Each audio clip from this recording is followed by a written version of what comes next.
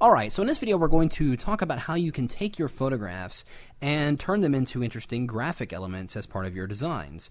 And what you're looking at right now is what we're going to be creating. We've got a number of different photographs in here and a number of elements we're going to create right from scratch. So, pretty cool stuff. So we'll break it down and show you the elements we've got. We've got the background layer, which is just a simple stock texture, and this will be available for download. And I've got the photograph of the girl I'm going to use, and we've got the city that's going to be in that background area. So, 3 separate photographs, and let's put them together into a cool design. So let's start with the picture of the city here. Well, and you can notice I'm just clicking on the tabs as I'm toggling through here. And so we have the city image. So we need to process this so it's going to be part of that graphic. Well, all I'm going to simply do is use a common tool, something that's been in Photoshop for some time, and that's under the image menu inside adjustments right here to threshold. And you can see what it does is it forces all the pixels in the image to either black or white based on the tonal range. You can take the slider here and determine how much of an area is shown. Well, I want to get as much white detail in the city area that I want before anything else starts to come into view. Like you can see up here in the upper right that the sky is starting to come in. So I want to get it to just before that starts coming in, to right about that setting there.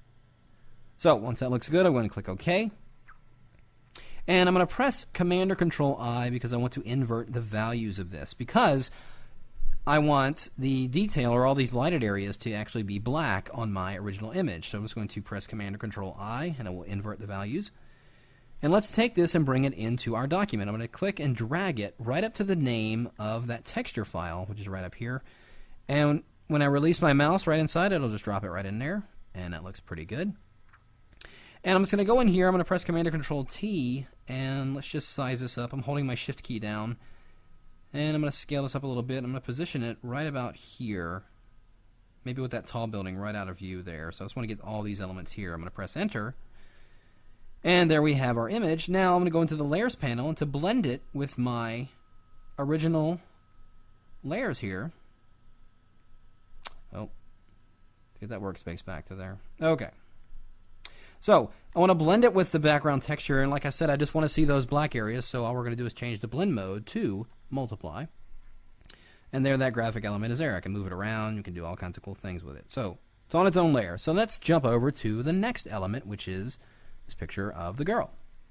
Well, I'm going to do a quick levels adjustment on this. I'm going to actually press Command or Control L to bring up levels here, and we're just going to click the white eyedropper and just click in that background area because I know for a fact that it's supposed to be white because we shot against a white background here.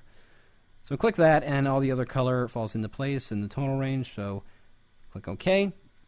And now we're going to do what we just did to that city image. We're going to go to the image menu into adjustments and do the threshold.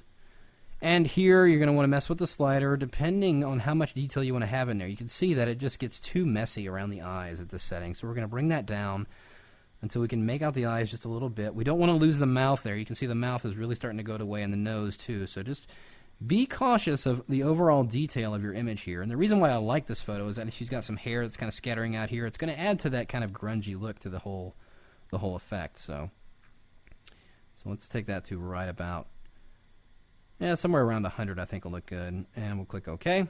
And just like we did with the other image, I'm going to click and drag this to the name of that other file. Not releasing my mouse yet until I get inside, and then release, and there we have it. So again, like that other layer, we're going to change this layer's blend mode to multiply. And we'll position it over here. I'm actually going to press Command or Control T to bring up the free transform again. Just give this a slight rotation. Perhaps even scale it ever so slightly. And just kind of position that right about there. We'll press Enter, and we've got good placement there. So that's my overall elements, and I can go in here. Let's maybe want to bring that city, that building in there, just kind of creeping in on the side a little bit there. Looks pretty good.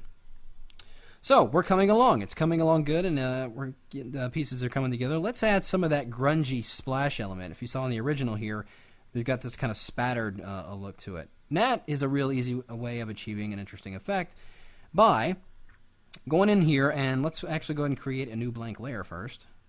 And I'm going to grab the rectangular marquee tool right here. I'm just going to drag a selection right in this area. Just a long rectangular selection there. And I'm going to go over here, grab my gradient tool, and let's make sure we've got the default color set. I'm just going to hit the letter D to bring the default colors. Make sure I'm using the foreground to transparent gradient, which is the second one right here. And here's what we're going to change. We're going to change the blend mode of the gradient tool itself to dissolve. And let's take the opacity of this to around 75. And I'm just going to start at the bottom of this selection. I'm going to hold down my Shift key and just drag upwards to the top area of the selection. And you'll see I've got kind of an interesting spatter effect there. And of course it is on its own layer, so that looks good. Well, now I want to change the way it looks. So I'm going to press Command or Control T, and then I'm going to hold down the Control key or right click right on the object, and we're going to go down here and choose one of my favorite tools, the warp. But before we do that, let's actually scale this up a little bit. And let's go in there and we'll choose warp. And here is where you can just go crazy in making this look as random as you can, just by grabbing any of the corners. You can even click inside the grid and move stuff around. So let's just kind of move these around, pushing it in all different directions, just to see what kind of varying effect we get here. And let's kind of push that on that side, and I can do that all day, but let's go ahead and press enter and see what we've got. So we've got an interesting kind of spatter effect there. Well, here's what I want to do. I don't want it to be filled with black. So what I want to do is grab the eyedropper tool here in the toolbar, and make sure you got a fairly large sampling area, at least 5x5 here, so we can sample a range of color. I'm just going to click in this area here, and you'll notice it samples it in the foreground swatch. Let's go ahead and fill this color in with that. So I'm going to lock the transparency of this layer. I'm going to press Option Delete. It would be Alt Backspace on a PC, and you'll see it fills it in with that same color. Then let's change the blend mode of that to Linear Burn. And you'll see it blends in with that background and give it a little bit more detail. So let's kind of position this right down here to give that an element there. And let's go ahead and duplicate that layer and drag it off to another part. Let's take the rotation and give it a little bit of rotation right in here, and that gives me kind of a spatter effect over here, just a tiny bit inside her face there, just to give it a little bit more grunge to it. Let's make another duplicate, one more, and bring it over here, and just go crazy. Let's go ahead and flip this horizontally, and we'll have that kind of cool edge coming into the side there, and we'll just rotate that in. Just different ways of applying it, just to give it kind of that more spattered, kind of grungy look to it.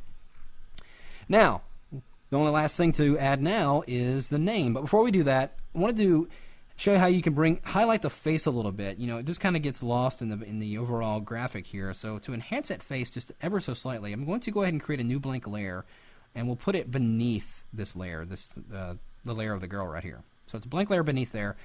And let's again grab that gradient tool, making sure we're using that radial gradient, but this time we're going to set it to white. So let's bring white to the foreground.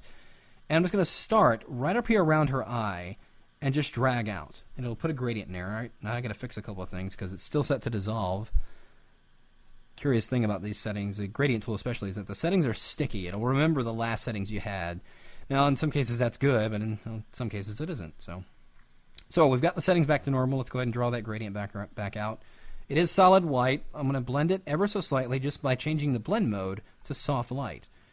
You can see kind of isolates and, you know, makes that draws a little bit more attention to that face ever so slightly. And it is on its own layer. I can drop the opacity if I didn't want it quite as much. You don't even have to have it at all. If you like what you're looking at right there, it's just a way of bringing out the face a little bit more.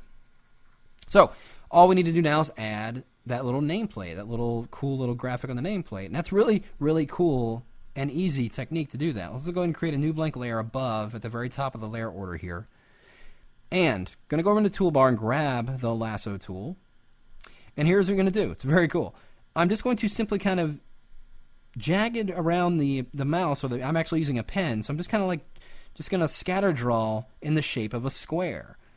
So you see what I mean as I do it. I'm just going to click and drag, and you can see what's going on with the lasso. It's just kind of drawing it. But I'm just kind of going back and forth, keeping in mind that I am drawing ultimately a big square.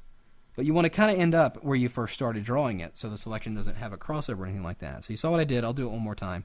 Starting right here, I'm just going to kind of zigzag around, keeping in mind the shape that I'm trying to achieve, which is a square. And we'll come right back to where we were. Maybe a little swoop out there, and there we go. So there's a selection. On a blank layer, I'm just going to hit Shift-Delete So bring up the fill here, and we're going to use black. Click OK. I'm going to press Command or Control D to deselect, and there is our shape that we've created. So let's add an element to this. I'm going to go ahead and double click on it to bring up the layer styles, and we're going to add a drop shadow, but not in the sense that you think. I'm going to go in here and open up the color picker inside the drop shadow area, and we're going to go out here. Since we have the color picker open, we can sample a color in our image. Remember, we sampled this color when we created these spatter effects. Let's sample it again, and we're going to change that blend mode, of course, to linear burn like we had it. Let's take the opacity to 100 and notice what's happening. Let's turn off use global light and change the direction here. Taking the size down to 0, so it's a solid drop shadow. It doesn't have any softness to it. And let's increase that distance a little bit. So we're getting a cool shadowy effect there. Really kind of cool. And all we need to do now is just add some text. So I'm going to go and grab my text tool. Let's click in here. And I chose Jade just because it was a short and cool sounding name, so it worked. And we'll just position it right there. And again, let's go ahead and fill it with keeping the consistency of the color theme here. Let's grab and sample that background color. Option delete or Alt backspace to fill that text layer with that color. And then, just to get the visibility of that top area, let's go ahead and add a drop shadow. I'm going to double click on that layer. Click and activate a drop shadow. Makes that readability a little bit more. Increase that distance. Make it solid. So it's solid. By setting the size to 0, sets it to solid, and we're just going to increase that distance so those top letters a little bit more stick out there. And boom, there you have it. So a combination of photographs and various elements you create from scratch, you can achieve very interesting overall design layout. Pretty cool stuff.